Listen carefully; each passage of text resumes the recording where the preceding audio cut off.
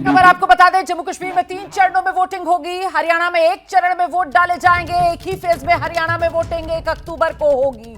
जम्मू कश्मीर में 3 फेज में वोट डाले जाएंगे। 18 सितंबर पहला चरण, 25 सितंबर दूसरा चरण, 1 अक्टूबर तीसरा चरण और नतीजों का दिन 4 अक्टूबर। जम्मू कश्मीर और हरियाणा दोनों के नतीजे एक साथ 4 अक्टूबर को डिक्लेयर किए जाएंगे। तस्वीर साफ हो गई है। जम्मू कश्मीर हरियाणा विधानसभा चुनाव की तारीखों का ऐलान कर दिया गया है। हरियाणा में एक ही चरण में वोट डाले जाएंगे। तारीख होगी 1 अक्टूबर। 1 अक्टूबर हरियाणा में वोटिंग का दिन है, 4 अक्टूबर नतीजे का दिन। जम्मू कश्मीर की अगर बात की जाए, जम्मू कश्मीर में अभी 24 लोकसभा चुनाव में 5 चरणों में वोटिंग हुई थी, लेकिन विधानसभा चुनाव जम्मू कश्मीर चुनाव आयोग की तरफ से साफ किया गया है, 3 चरणों में वोटिंग होगी। सिलसिला 18 सितंबर से शुरू होगा।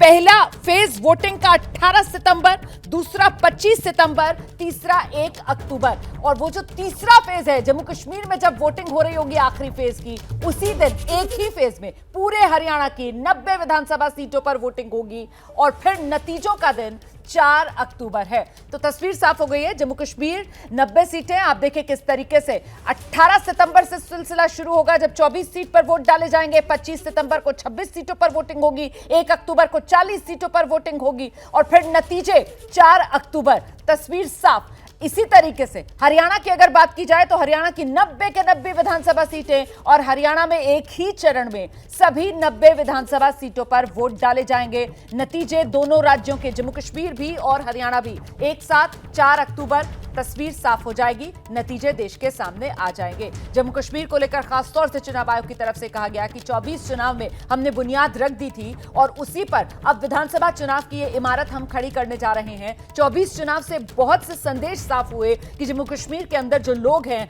वो लोकतंत्र में बढ़ चढ़कर भागीदारी करना चाहते हैं। और इस बीच जल्दी से आपको लेकर चलते हैं, हमारे साथ हमारे सहयोगी अंकित गुप्ता इस वक्त मौजूद। अंकित, चुनाव आयोग की तरफ से साफ कर दिया गया है, जम्मू कश्मीर 3 फेज में वोटिंग, हरियाणा 1 फेज में वोटिंग और दोनों के ही नतीजे एक साथ 4 अक्टूबर 2024 को सामने होंगे।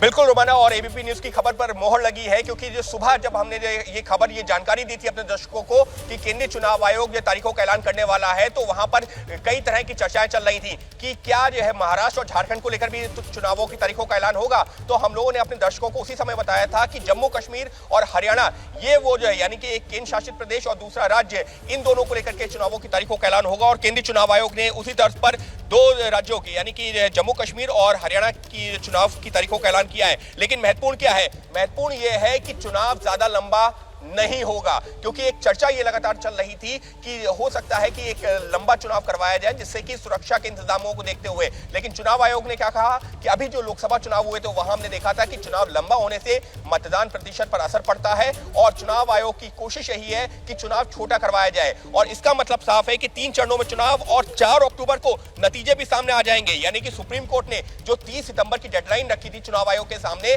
कमोवेश लगभग उसी का पालन करते हुए आखिरी चरण का मतदान हो जाएगा 1 अक्टूबर को। जम्मू कश्मीर की मैं बात कर रहा हूं, और 4 अक्टूबर को मतगणना हो जाएगी। तो सुप्रीम कोर्ट के आदेश का पालन भी हो रहा है और जमहूरियत में लोगों का विश्वास बना रहे, बहुत लंबा चुनाव ना खींचे, मतदान प्रतिशत पर असर ना पड़े, इस बात का भी ध्यान रखा गया है। और दूसरी खबर जिसका हम लोग सुबह से लगातार जिक्र कर रहे थे कि दूसरा वो जो प्रदेश हो सकता है वो हो सकता है हरियाणा। हालांकि हरियाणा को लेकर के कई तरह की चर्चाएं थी कि तारीखों का ऐलान होगा या नहीं होगा, लेकिन चुनाव आयोग ने 1 अक्टूबर को चुनाव यानी कि मतदान की तारीख का ऐलान कर दिया है और 4 अक्टूबर को होगी मतगणना।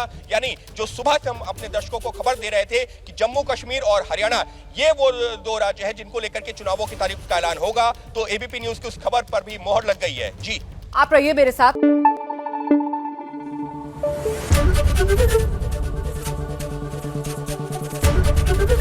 एबीपी न्यूज आपको रखे आगे।